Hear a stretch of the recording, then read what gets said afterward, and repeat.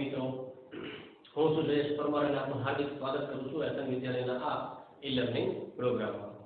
વિદ્યાર્થી મિત્રો, ગત લેક્ચરની અંદર આપણે પરાગમેળની જે પ્રક્રિયા છે એના કારણે થતી જે પરાગમેળની પ્રક્રિયા જે છે એમાં ફલનની ક્રિયા ખાસ કરીને છે, બરોબર. તો સ્વફલન જે છે, પછી અંતરસંવર્ધન દબાણ જે છે એને અટકાવવા માટે જે છે એટલે ટૂંકમાં જે છે બાહ્ય પ્રવૃત્તિઓ જે છે વનસ્પતિની, બરોબર, એ આપણે જોઈએ. હવે એનાથી આગળ જે છે આપણે કે ભાઈ પરાગરજ જે છે એ જો સ્ત્રીકેસર જે છે પરાગની ક્રિયા થાય એની પર સ્થાપિત થાય તો પરાગરજ અને સ્ત્રીકેસર છે એ વચ્ચે એક આંતરક્રિયા થવી જોઈએ. તો એ વચ્ચે આંતરક્રિયા થઈને આંતર સંબંધ શું છે, બરોબર, એ ટોપિકની ચર્ચા કરવાના છે. તો આવો શરૂ કરીએ.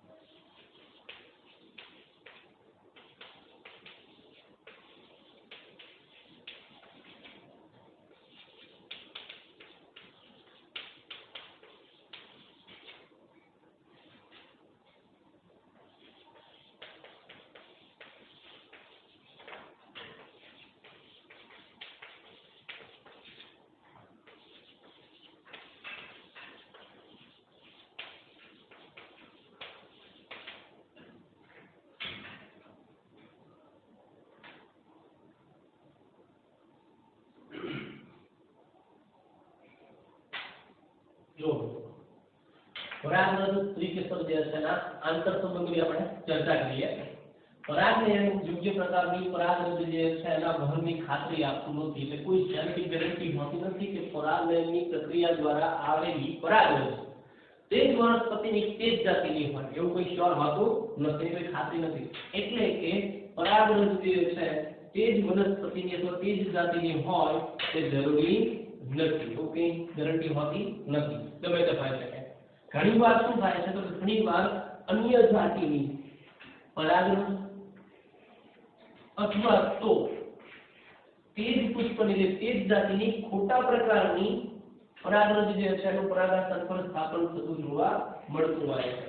હવે એકણ મિત્રો ખોટા પ્રકારની એટલે શું પરાગરજ? તો પરાગરજ જે છે એને સાચા પ્રકારની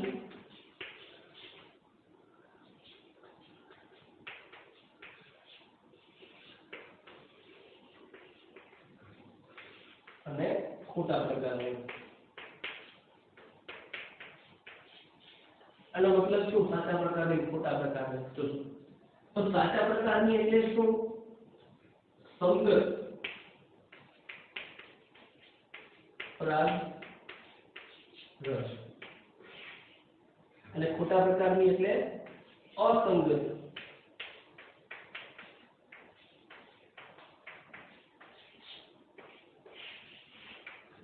હવે સંગત અને અસંગતમાં ફેર શું સમજો?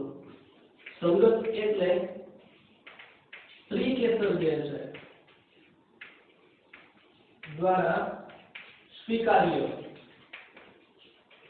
હોય તેવી, બરાબર. અસંગત એટલે સ્ત્રી કેસર દ્વારા અસ્વીકાર્ય અથવા અસ્વીકૃત. એનો મતલબ આગળ આપણે જે અંતઃસ્તંભન દબાણ જે છે એને રોકવા માટે અથવા તો જે છે સ્વપ્નને રોકવા માટે પુષ્પ તેજ પુષ્પની તેજ પરાગરજને ગ્રહણ ના કરે, એટલે કે પરાગરજ મુક્ત થાય એના પહેલા ગ્રહણશીલ બની ગયું હોય. હવે મિત્રો સમજો કે પરાગાસન જે છે ગ્રહણશીલ બનીને અન્ય પરાગરજથી ફલિત થઈ ગયું છે અને ત્યારબાદ એ પરાગાસન ઉપર એ જ પુષ્પની પરાગરજ સ્થાપિત થાય એનો ફાયદો શું? કશો નહીં. તો એવું કહે છે, એવું પણ બની શકે કે અસંગત જે છે પરાગરજ ભાઈ ખોટા પ્રકારની, તો ખોટા પ્રકારની પરાગરજ પણ ત્યાં આવી શકે, બરોબર.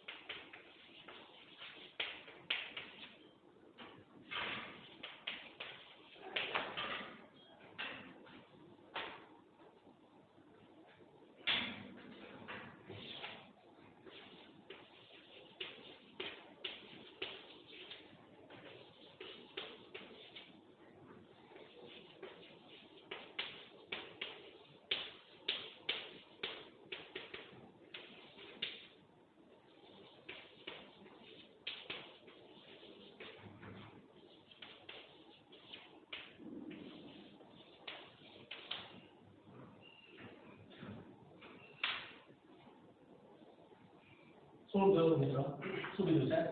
સ્ત્રી કેસરમાં વનસ્પતિના પુષ્પના સ્ત્રી કેસરમાં પરાગાશન જે છે એની પુષ્પ જે છે એના પરાગાશનમાંથી મુક્ત થતી પરાગરજ એટલે કે પરાગાશનની પરાગરજ જે છે એને ઓળખવાની એક ક્ષમતા રહેલી હોય છે, ઓળખી શકે છે કે આ સાચા પ્રકારની છે, ખોટા પ્રકારની છે. એટલે કે તે સાચા પ્રકારની છે, સાચા પ્રકારની કહેતા સંગત છે કે ખોટા પ્રકારની એટલે કે અસંગત. તો સાચી કે ખોટા એટલે કે સંગત છે કે અસંગત છે એની ઓળખ જે છે એ બરાબર એવી છે પરાગાશનમાં. એટલે કે પરાગરજની ક્રિયા પૂર્ણ થાય ત્યારે એટલે કે પરાગરજનું સ્થાપન પરાગરજ આવે તો એ પરાગરજ જે છે એ જે તે પુષ્પના પરાગાશન માટે સ્ત્રીકેસર માટે સંગત છે કે અસંગત એની ઓળખ કરવાની ક્ષમતા કોની પાસે રહેલી છે? પરાગાશન જે છે એમાં એવી ક્ષમતા હોય. જો સાચા પ્રકારની પરાગરજો હોય એટલે કે સંગત પરાગરજો હોય તો સ્ત્રીકેસર જે છે તેનો શું કરે છે? સ્વીકાર કરી લે છે. એટલે સાચા પ્રકારની જે છે એ પરાગરજ ને શું કહીશું? સંગત. સંગત પરાગરજ હોય તો સ્ત્રીકેસર શું કરે? એનો સ્વીકાર કરે છે અને સ્થાપન થવા દે છે. અને શું થાય? પક્ષફલન ઘટના જે છે એને પ્રેરે છે અને એના કારણે શું થાય? ફલન તરફ આખી ઘટના દોરી જાય છે તો ફલન થઈ શકશે. એનો મતલબ આવેલી પરાગરજ જે છે સંગત છે કે અસંગત, યોગ્ય છે કે અયોગ્ય એની ઓળખ કરવાની ક્ષમતા પરાગાશન પાસે હોય છે.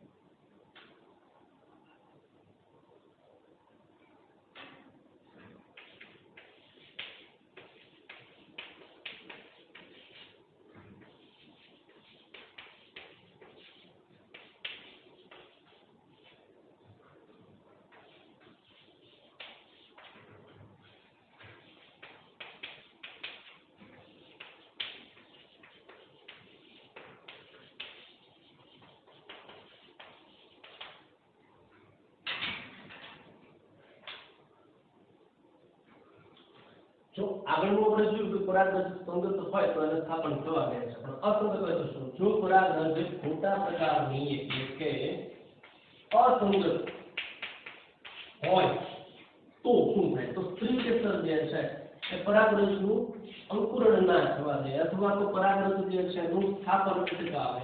જો સ્થાપન થાય તો અંકુરણ ના થવા દે, અથવા તો જો અંકુરણ થાય તો પરાગરેણિકા છે એની વૃદ્ધિ જે છે શું કરે છે? અવરોધે છે, અને કમ્પ્લીટ વિકાસ થવા દે નહીં.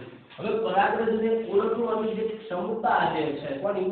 પરાગાસનની. પરાગાસનની પરાગરજને ઓળખવાની જે ક્ષમતા છે એને આધારે પરાગરજ જે છે એની સ્વીકૃતિ થશે અથવા તો અસ્વીકૃતિ, એટલે સ્વીકાર કે અસ્વીકાર જે છે એ થતો હોય છે. પણ આધારે સ્ત્રી કેસરના પરાગાસન જે છે બરોબર એની પરાગરજને ઓળખવાની ક્ષમતાના આધારે જે શું છે તો કે પરાગરજ અને સ્ત્રી કેસર જે છે અને વચ્ચે થતા સતત સંવાદ છે એનું પરિણામ છે. બરોબર, એટલે એ વચ્ચે જે છે આંતરક્રિયા જે થઈ રહી છે બરોબર એનું પરિણામ છે એવું કહી શકાય છે. તો આમ જે છે એ સ્ત્રી કેસરનું પરાગાસન જે છે એ પરાગરજને ઓળખવાની ક્ષમતા ધરાવે છે, જેના કારણે સંગત કે અસંગત પરાગરજ છે એની ઓળખ થાય અને ત્યારબાદ જે છે એનો આગળ તરફ એટલે પશ્ચકરણ ઘટના જે છે એ તરફ પ્રેરવા કે ન પ્રેરવા એ ઘટના જે છે બનતી જોવા મળતી હોય છે.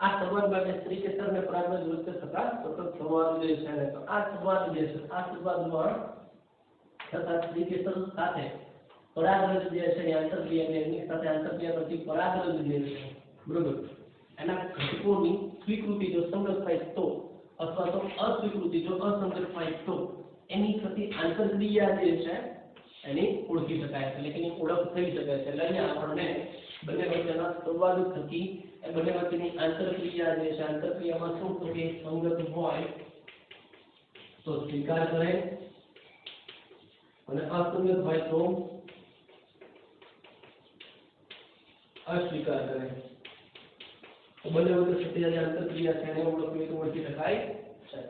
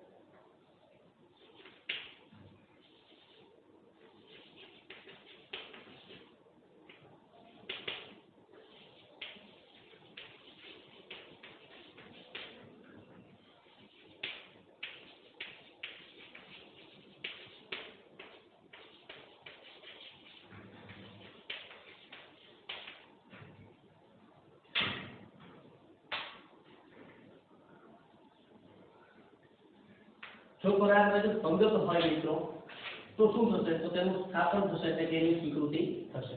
માનો સ્વીકૃતિ થઈ ગઈ તો ત્યારબાદ જે છે પરાગરજ છે એના જે જનન છિદ્ર છે કોઈ પડે જનન છિદ્રની મારફતે પરાગનલિકા જે છે એનું શું થશે? નિર્માણ થશે, એનું સર્જન થશે. હવે આ પરાગનલિકા જે છે એનું નિર્માણ થાય એટલે કે પરાગવાહિનીમાં એ વિકાસ આગળ ચાલુ રાખે છે. તે દરમિયાન પરાગરજમાં સમાવિષ્ટ જે ઘટકો છે એ પરાગનલિકા જે છે એમાં વહન પામવાની શરૂઆત કરે, વહન પામી જાય છે અને શું થાય તો બીજા શયમાં પહોંચે છે વહન પામીને. હવે એની અંદર શું છે? વહન પામે ત્યારે જો દ્વિકોષીય અવસ્થાએ મુક્ત થઈ હશે તો તેમાં એક હશે વાનસ્પતિક કોષ એટલે નાલ કોષ અને બીજું હશે જનન કોષ. બરોબર? તો જ્યારે પરાગનલિકા જે છે પરાગવાહિનીમાં પરાગનલિકા જે છે વહન પામતી હોય, વિકાસ પામતી હોય ત્યારે તેમાં વિભાજન થાય. આ વિભાજન કોનું થાય? જનન કોષનું વિભાજન થાય. જનન કોષ જે છે એ વિભાજન પામે અને અનુસરીને શું થાય છે તો બે નરજનીનું નિર્માણ કરે છે. બરોબર? પણ ક્યારે? જો દ્વિકોષીય અવસ્થાએ પરાગરજ મુક્ત થઈ હશે તોની વાત કરે છે મિત્રો.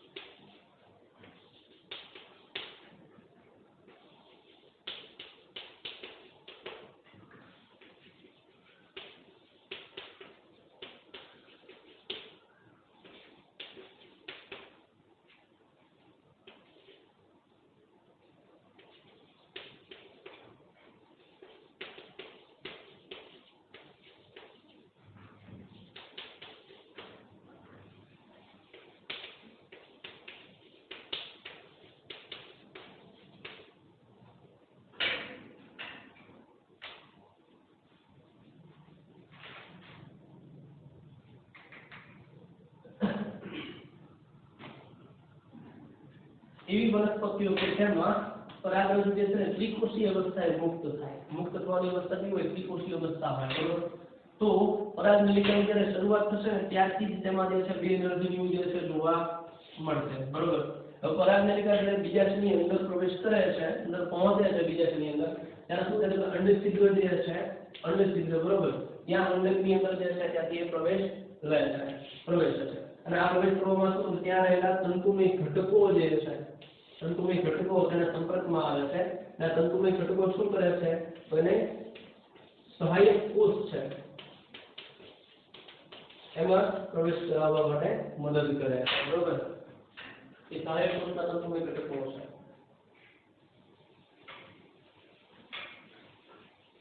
દ્વિતીય હોય ત્યારની વાત આગળ જોઈ આપણે દ્વિતીય અવસ્થાએ પણ ઇન્ફાન્ટ જો સ્વીકૃતિ થઈ છે તો ફક્ત પ્લાન્ટ ઘટના જે છે એની શરૂઆત થઈ જાય એટલે પરાગનલિકા વિકાસ પામે અને પરાગરજના જે ઘટકો છે એ પરાગનલિકા મારફતે જે છે અંડક તરફ આગળ પ્રયાણ કરે છે.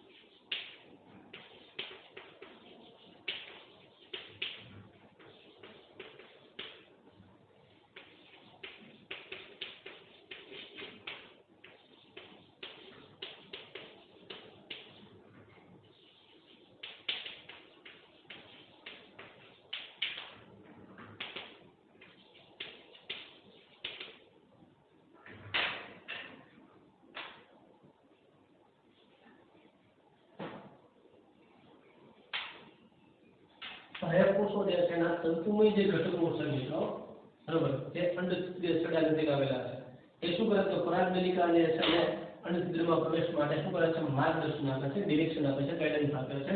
આ બધી જ ઘટનાઓ કઈ ઘટનાઓ તો પરાગાસન પર પરાગરજના સ્થાપનથી લઈને પરાગનલિકા જે છે અંડકમાં પ્રવેશ છે એને સામૂહિક રીતે શું કહી શકાય છે તો કે પરાગરજ સ્ત્રીકેસર આંતરક્રિયા અથવા તો આંતર સંબંધી તરીકે લઈ શકાય છે.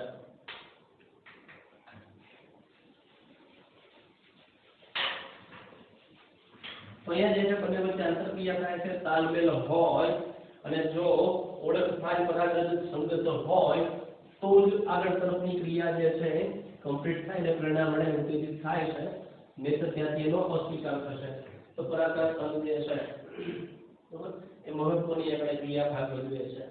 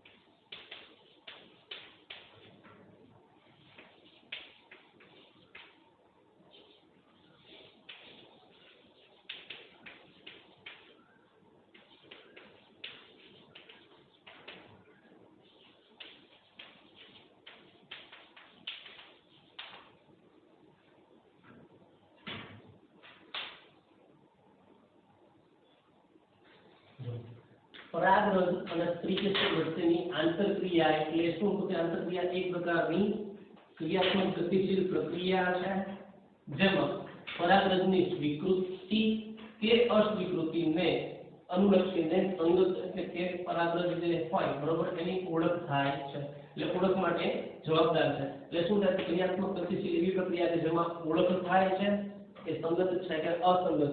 ઉપરાંત આ ક્ષેત્રના જ્ઞાનનો ઉપયોગ જે છે એ કરી વનસ્પતિ સંવર્ધકોને એટલે શું કરે છે? તો પરાગરજ સ્ત્રીકેસર આંતરક્રિયા અને અસંગત પરાગરજ હોય તો એના પરાગરજમાં ફેરફાર કરે છે. અગત્યનું છે એમાં ફેરફાર કરી અને ઇચ્છિત સંકર જાતો જે છે મેળવી શકે છે. એટલે આપણને ખબર હોય કે સંગત છે કે અસંગત છે બરોબર, તો એની વચ્ચે જે છે ઇચ્છિત સંકરણ કરવું હોય બરોબર, તો આની માહિતી હોય તો કરી શકાય. તો આ જ્ઞાનનો ઉપયોગ જે છે સંકર જાતો મેળવવા માટે થઈ શકે છે.